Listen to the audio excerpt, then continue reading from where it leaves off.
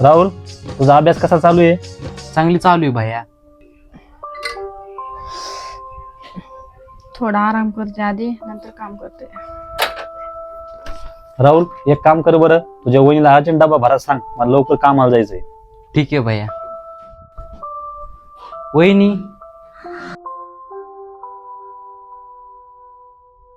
वहिनीला काय झालं? वहिनीची तब्येत बरोबर नाही. काय झालं राहुल? भैया, वहिनीची तब्येत लई खराब आहे. आपण दोघांनी काम केलं तर.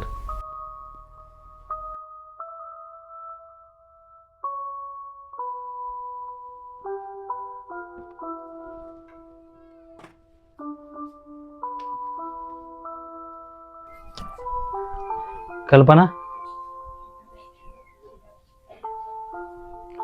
अरे बापरे, एवढा उशीर झाला मला उठायला. तुम्हाला तर अर्जंट कामाचंच होतं ना, आणि माझ्यामुळे सगळा उशीर झाला नाही का? कल्पना, तुझी तब्येत बरोबर नाही, तू आराम कर. तुम्ही पण ना, कुठं दुखते माझं? घरातलं सगळं काम पडलंय. वहिनी, मी आणि भैयाने सगळं काम केलंय.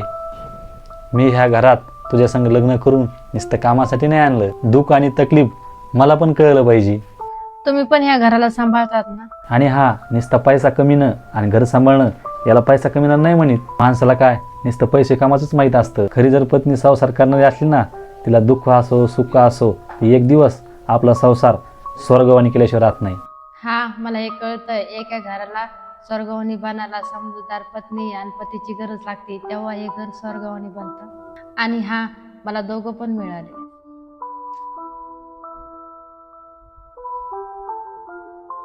अपने तो अपने